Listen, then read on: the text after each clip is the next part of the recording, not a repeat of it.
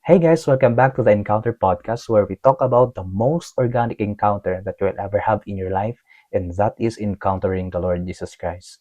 And after ng organic na encounter natin kay Jesus, what's next? And so that too we'll be talking about sa podcast na to. And so for today's episode, ang pag-uusapan natin ay ang tanong na to. Bakit ako nagkakasala kahit na Kristiyano na ako? Have you ever asked that question in your life? Aminin natin sa sarili natin, 'di ba, na tayo rin, 'di ba, bilang isang Kristiyano, may mga mistakes pa rin tayo, may mga pagkakamali nga, and may sins, failures, 'di ba? And minsan yun yung mga reason kung bakit ayaw na nating magsimba or ayaw na nating makipag-fellowship or kung minsan, 'di ba, gusto na nating mabuhay sa kung anong binubuhay ng mundo, 'di ba? I-enjoy na lang natin yung buhay sa mundo. Kasi ganito lang din naman ang Christian life, 'di ba? May kasalanan pa rin naman. And minsan yun yung term natin na backsliding dahil yun nga nakikita rin naman natin na bakit Kristiyano na ako nagkakasala pa rin ako. Ibig sabihin ba hindi ako totoong Kristiyano? Well, receiving Jesus is more than just a prayer. It is actually fully surrendering to Him. And for some, they invite Jesus sa buhay nila, pero sila pa rin ang in control sa buhay nila. And they refuse that Jesus would transform them. 'Di ba? Bilang isang Kristiyano, ang pagtanggap kay Jesus ay hindi lang bilang Savior, but it is actually Lord and Savior. Kaya sa Lord and Savior, dahil we have to admit or we have to receive as well Jesus as our Lord, meaning na siya yung Lord natin, siya yung Master natin, siya yung i-obey natin, siya yung boss sa buhay natin. Meaning yung will natin, yung desires natin, yung buhay natin, isurrender natin sa Lordship ni Jesus. Kaya nga sabi sa Luke 9:23, if anyone would come after me, let him deny himself and take up his cross daily and follow me. So take up our cross daily and we will follow Jesus. And yun yung ibig sabihin ng making Jesus as our Lord, that we would deny ourselves daily. Yung mga kagustuhan natin, yung mga dinidesires natin, yung plans natin, yung goals natin, kailangan natin isurrender kay Jesus. Kailangan natin i-align sa will ni Jesus. O kung question na naman natin, ibig sabihin ba, robot na ako, wala akong kalayaan na mag-isip, wala akong kalayaan na mag-decision or mag-feel ng mga nararamdaman ko? Well, hindi naman yun eh. Ang ibig sabihin lang is that we are to entrust all those things sa will ni Lord because His will is higher and perfect. We must always deny ourselves and fully trust in Jesus para i-transform niya tayo because ang daming mga tao come to Christ with excitement, expecting immediate transformation, but then makikita nila yung sarili nila struggling with sin, and they are spiritually broken. So, kailangan natin isurrender lahat kay Lord. Dahil ang pagiging isang Kristiyano ay hindi naman tayo exempted sa kasalanan or sa trials, sa problems, sa struggles, and even temptation. Hindi naman tayo exempted sa mga ganong bagay eh. And everyday na-challenge tayo, everyday merong problema, everyday merong mga temptation. And so that's why everyday too, we need the Lord Jesus sa buhay natin. Kailangan nating i-acknowledge yung Lordship ni Jesus sa buhay natin everyday. Kasi hindi naman tayo talaga magiging perfect overnight eh. For example, na inaccept natin si Jesus ngayon, naging Kristiyano tayo ngayon, kinabukasan hindi naman na tayo perfect eh. Or hindi naman nawala agad yung patterns ng buhay natin, yung habits natin, hindi naman sila nawala agad eh. At yun yung pinoprocess ni Lord sa buhay natin that everyday kailangan nating matutunan na pagtiwalaan yung will ni Lord sa buhay natin dahil sa sarili natin, ang daming kabalbalan. That's why we people are sinners and we need Jesus everyday sa buhay natin. And maraming tao na nag-iisip na if they would just try harder to be good, ma-avoid nila yung sin. Pero alam niyo ang katotohanan, we cannot overcome yung sin by our own willpower. Kahit na pilitin natin siyang overcome, kahit pilitin natin siyang i-face, hindi natin yun ma-overcome. Kailangan natin yung Holy Spirit sa buhay natin. Kailangan natin mag-rely sa power ni Lord through the Holy Spirit, not on our own will because left on our own, hindi natin kaya. Hindi nga natin kaya mabago yung sarili natin sa sarili natin eh. 'Di ba? Dahil aminin naman natin o hindi, kung tayo lang yung nagde-decide sa buhay natin, ang daming kapalpakan, 'di ba? Ang daming mistakes, ang daming problema. And we need the Lord to transform us dahil siya lang naman talaga ang totoong nakakapagpabago sa buhay ng bawat isa sa atin. We have to make time to be with the Lord through sa Word niya, sa Bible. Dahil kung hindi tayo mag-spend time with God, yung old sinful thinking natin ay patuloy na ikokontrol tayo. Dahil sabi nga, di ba, kailangan na i-renew natin yung mind natin. Kailangan na mabago yung mind natin. I-renew natin every day. Kaya nga sabi sa Romans 12:2, di ba, do not be conformed to this world, but be transformed by the renewal of your mind, and that by testing you may be discern what is the will of God, what is good and acceptable and perfect. So kung hindi natin i-replace yung old way of thinking natin, and if we keep on conforming to this world, if we don't leave behind yung past sins natin, yung relationships, yung habits, we will keep on making the same mistakes over and over again. Paulit-ulit yun. We have to remove ourselves to the things na nagpupull sa atin unto sin. We have to flee from sin. Takbuhan natin. Kung nasa-sense natin that we are in the midst of sin, iwasan natin, takbuhan natin, talikuran natin. Hindi natin kailangang makipag-wrestle with sin dahil hindi natin ma-overcome ng sin left on our own. Dahil we are corrupted in this body, in this flesh. This flesh is corrupted. Ika nga, di ba? Makasalanan tong flesh natin.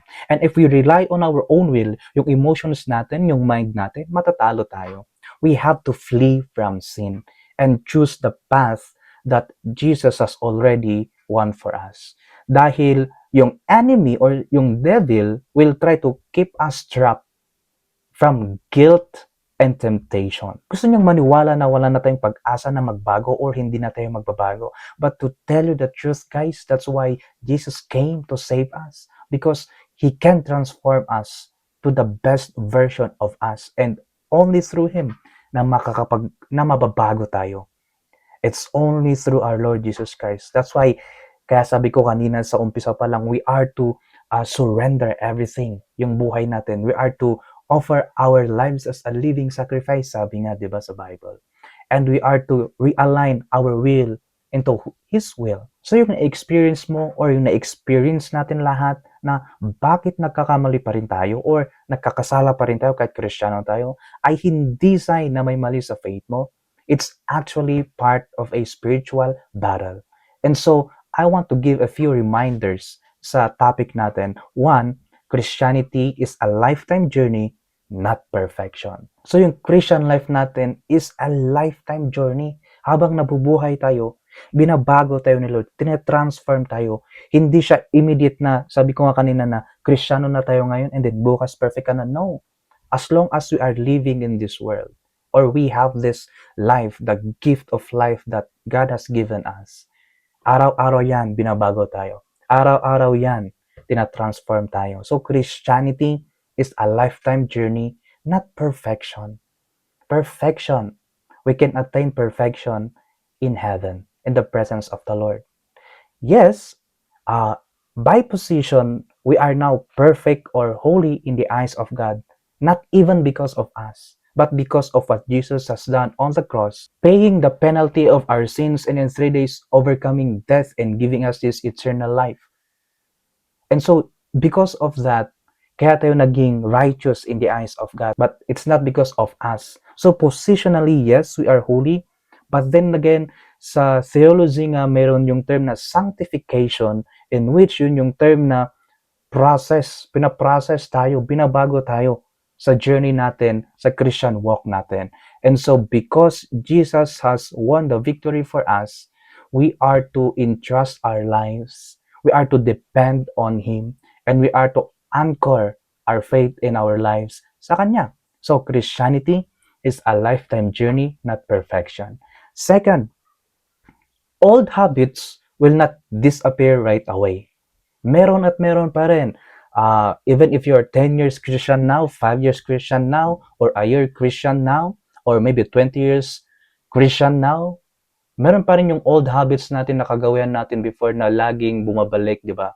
Yung patterns ba na nandun lagi and yung nakasanayan natin sa buhay natin. Kaya minsan, di ba, even when we say na malakas yung faith natin, minsan tinitake advantage or tinitake for granted natin na okay na ako, di ba? Settled na ako sa faith ko, di ba? But then and again, along the way, si Satan, very deceitful, lagi niyang ibinabalik yung mga old ways natin, yung habits natin. Gusto niya talaga tayong matrap in those things para makagawa ulit tayo ng kasalanan. And so, old habits will not disappear right away. Kaya kailangan natin nga si Lord every day. We have to immerse ourselves in the Word of God every day. Kaya napakahalaga ng devotion, napakahalaga ng prayer life natin, napakahalaga ng fellowship natin with other Christian because they can help us, di ba, na ma-encourage and of course, empower us sa walk natin kay Christ. And so, old habits will not disappear right away, but we are to entrust it and surrender it to the Lord. Third, you're not meant to deal alone. Hindi mo dapat ibuhay yung buhay mo bilang isang Kristiyano na mag-isa. Dahil ang Panginoon, yun yung isang gift niya, relationships, fellowships, di ba, friendships, family. Hindi mo dapat ibuhay yung buhay Kristiyano mo na mag-isa. Dahil yun nga, that the more na i-isolate natin yung self natin, mas easier tayong target ni Satan. Kailangan nating i-surround yung sarili natin sa mga ibang Kristiyano para kung may problema man, para kung may struggles man, para kung may temptations man, they can help, di ba? So you're not meant to deal alone yung Christian life mo. Kailangan mo ng kasama. Huwag tayong maging hipokrito at sabihin na, ay, alam ko na yung Christianity, alam ko na yung word ni Lord, ay, malakas yung prayer life ko. No, we are to humble ourselves and we need other people to help us so that yung growth natin, yung maturity natin bilang isang Kristiyano ay may tutulong sa atin. And actually, gift yun ni Lord. Kaya nga may church family tayo, may circle of friends tayo, di ba? Yung small groups, Bible study. May mga ways na ginawa ni Lord para tayo ay may grow dahil kailangan natin yung mga yon. And so we are to surround ourselves with other believers so that we will help one another para mag-grow natin yung faith natin, yung walk natin kay Lord. So you're not meant to deal Christian life alone. And so fourth and last that I wanna share, failure and mistakes is not the end, but repenting and returning to the Lord matters. Di ba, kailangan natin na ma-recognize yun na yun nga yung sabi ko kanina na huwag tayong maging prideful, huwag tayong maging hipokrito as well. 'Di ba? Kung nagkamali tayo, kung may mga mistakes tayo, kung may mga failures tayo, huwag tayong lumayo kay Lord. The more na meron tayong pinagdadaanan, the more na lumapit tayo kay Lord. 'Di ba? Meron nga kasi yung guilt and shame, 'di ba? Pag nakagawa tayo ng mali or nakagawa tayo ng kasalanan, lalo tayong lumalayo kay Lord dahil iniisip natin na nakakahiya kay Lord, nahihiya tayo kay Lord, ayaw nating lumapit kay Lord. And iisipin natin na hindi tayo worthy sa harap ng Lord. Well, kailan ba tayo naging worthy sa harapan ni Lord? We were never worthy in front of God. But because of Jesus, because of the blood of Jesus, because of the life of Jesus, that He gave His sacrifice on the cross, kaya tayo naging worthy. Kaya nga, the more na may mali sa atin, the more na may kailangang ayusin sa sarili natin, the more na may mistakes tayo, the more din na ilapit natin kay Lord, isurrender natin kay Lord. Huwag nating sabihin na, ay, ayusin ko muna yung sarili ko bago ako lumapit kay Lord. Ay, kailangan ko muna gumawa ng kabutihan para mapatawad ako ni Lord. No! We are to go near kay Lord agad-agad. Kailangan natin lumapit kay Lord agad-agad and then ask for forgiveness. Dahil the more na pinoprolong natin na iniiwas natin yung sarili natin, di ba, ang tendency, mas nakakagawa pa tayo ng mali dahil kino-cover up natin or either tinatago natin or the more pa na naglalay tayo. Because we are trying to solve the problem ng sin that we cannot really solve it on our own. That's why we need the Lord. And so we are to repent. We are to ask forgiveness kay Lord right away and repent, meaning we are to turn back from that old way of life and then we have to follow the Lord. Because yun yung nagmamatter kay Lord, yung posture ng heart natin, humbling ourselves in His presence, admitting na nagkaroon tayo ng pagkakamali and then asking for His forgiveness. And God, sabi nga niya sa Bible, He is faithful and just to forgive us. Ganon tayo kamahal ni Lord. That's why failures and mistakes is not the end. Repenting and returning to God matters. So may we always be reminded that our Christian walk, yung Christian life natin, doesn't make us holy overnight. Sabi ko nga kanina, it's a lifetime process. As we walk by faith and not by sight, we are to walk by faith. Because He who began a good work in us, in you, will bring it into completion until the day of Jesus Christ. So, kahit na hindi mo man nafe-feel na parang hindi nagwo-work si Lord, nagwo-work si Lord. And stop believing yung lies ng enemy, yung devil, and start believing that in Christ, you are now new creation and are set free.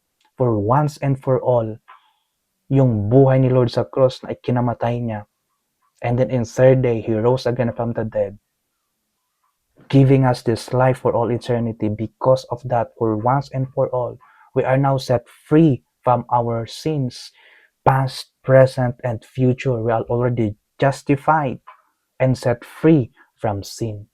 So, kung nafe-feel mo na you are stuck in sin or in brokenness even after receiving Jesus, may you completely surrender to Him, to His Lordship, and rely to the power of the Holy Spirit to transform your life from inside out. And daily, kailangan natin na i-renew yung mind natin through the Word of God, Bible, di ba? And leaving behind your past sins, habits, relationships na nagpupull sa atin back. And we are to really be committed in living by faith and not by our feelings.